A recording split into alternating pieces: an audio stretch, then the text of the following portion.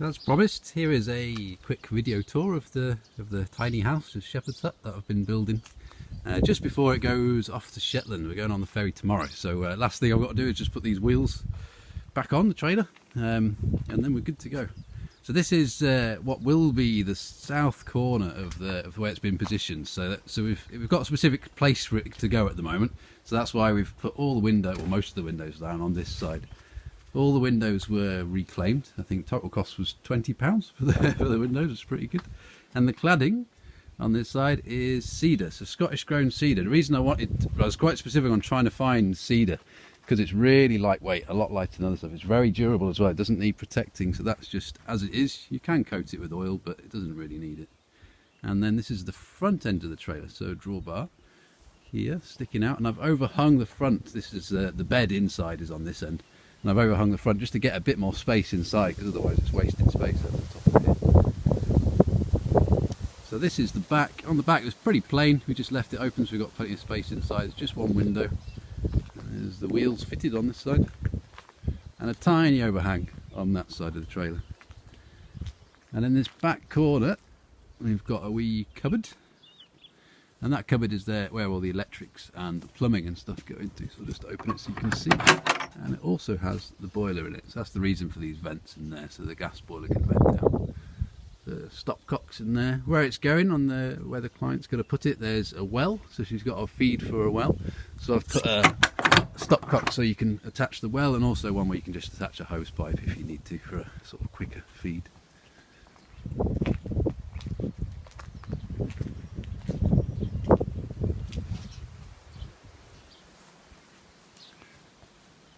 Quite like the arched window on this end, just one that we had reclaimed actually from a conservatory that I took down and turned into a greenhouse, so that was a spare window from that. So the curved roof is corrugated sheeting. It's painted corrugated sheeting, so it'll last well in Shetland, and it also sort of spills the wind well as well.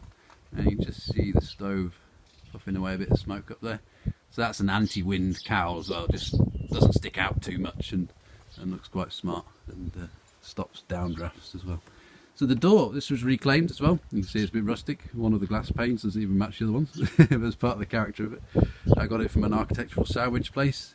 And then I cut it in half to make it into a stable door, so you can just open the top and put seals on it and things to make sure it keeps the weather out. So, because rain comes pretty horizontal in Shetland. And inside, so I've got nice kind of relatively low level LED lights. These filament LEDs are really cool. And just really basic light fittings. Look a bit like the old gas lamps that you used to get. And it's on a dimmer switch as well, so you can change the lights. Tour around. So on this side is a wee shelf. This shelf is kind of meant to be a seat as well. The reason for putting it there is that bottom section is actually where the wheel arch of the trailer is. So to have the trailer a little bit lower means you get the wheel arches sticking up. So I had to box that in. But might as well make it useful and turn it into something. So it's a wee shelf and bookshelf. And then the stove in the corner. It's a really lovely stove this. It's made by a blacksmith down in Devon, I think. And made for tiny houses and shepherd's huts. They're not for houses as such, they're not rated for that, but they're great for cabins. This one's a 4 kilowatt one, and it has a wee oven in it as well, so you can cook your bread in there and stuff. It's quite a good size. And big hot plate on top so you can cook, and then on this side is the firebox. I've just got it going there to get a bit of heat out. And yeah, really, really lovely. We put it up on old slate roof tiles that I had left over from a job. I said we were two missing, so we went and nicked them from next door with their permission. But yeah, so that's slate, just thin slate on top on a wooden frame, and then a bit of storage underneath. Well, I say a bit of storage, quite a lot of storage actually, to store some wood or newspapers, that sort of thing. And on this side is the kitchen. So we've got the fridge. It's a very simple, very small kitchen, just 2 meters long. A little fridge there. So it is hooked up to mains electric. So you can see I've got the sockets in. There's no battery or anything like that. It's proper mains. And I made some little oak shelves just to be simple, oak boxes. So these are the drawers, and then a gas hob on top, and a sink. So the sink has been a lot of people chatting about the sink. It's been quite a cool one. So this was an old dough bowl, so it was used for making bread and things like that. So it's not meant to be a sink at all, but we put a hole in it and I've coated it in bioresin, which is a sustainable form of resin, to make it waterproof. 2 coats of that and it will have a third on it as well. And it should last well, need to be treated carefully, but it can be used properly. You can put hot water in it and stuff, and hopefully it will do the job for a long time. And these are brass taps, that just garden taps that I use just to make it look a bit more rustic. And it's also cheaper as well. We were very conscious on costs for the whole design because we've got quite a tight budget for it. So just ways of saving money by getting things like that rather than expensive taps, and I think they look cool. So here's the bathroom, and this was a challenge, was the bath. So ended up making it out of marine plywood.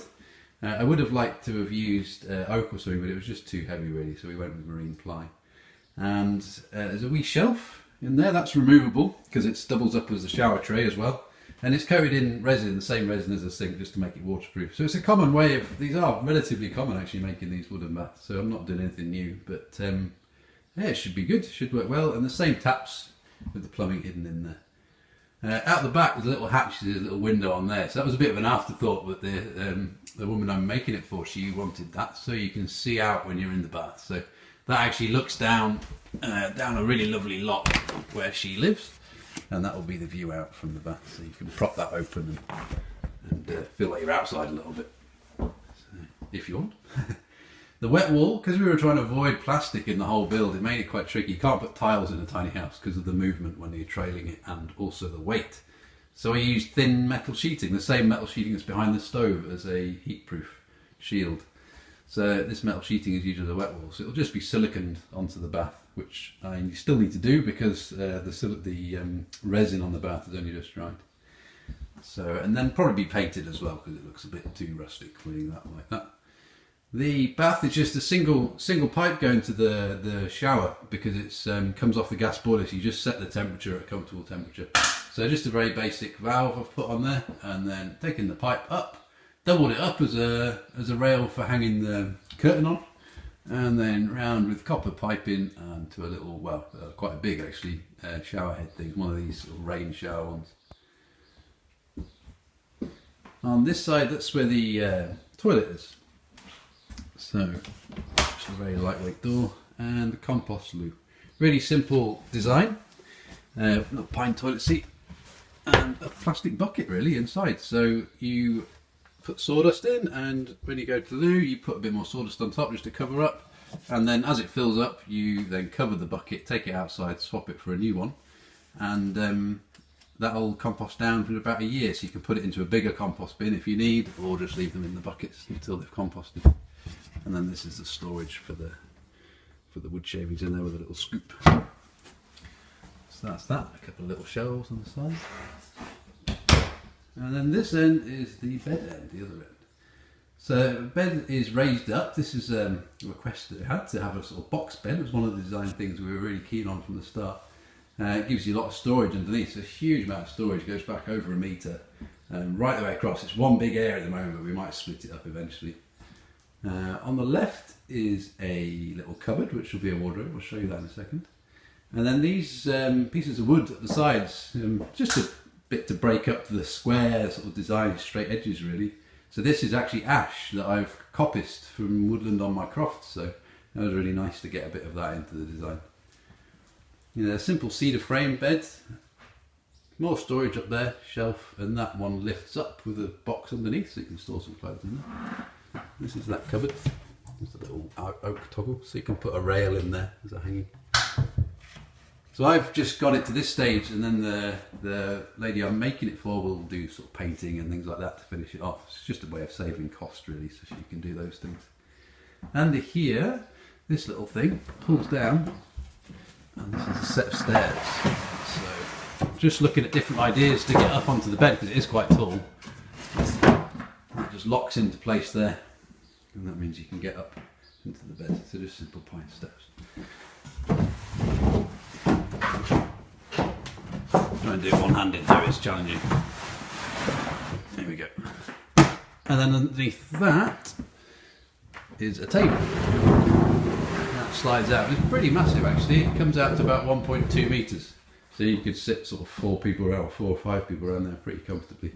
And there's going to be a sofa, 3-seater sofa in here that's yet to arrive. It's actually going straight to Shetland, so that space is fitted for the sofa. And there'll be a couple of stools that store underneath as well to sit around the table. And that is it, that is the tour. So hope you've enjoyed watching the build, and thanks for everyone with their really positive comments. It's been great. Cheers.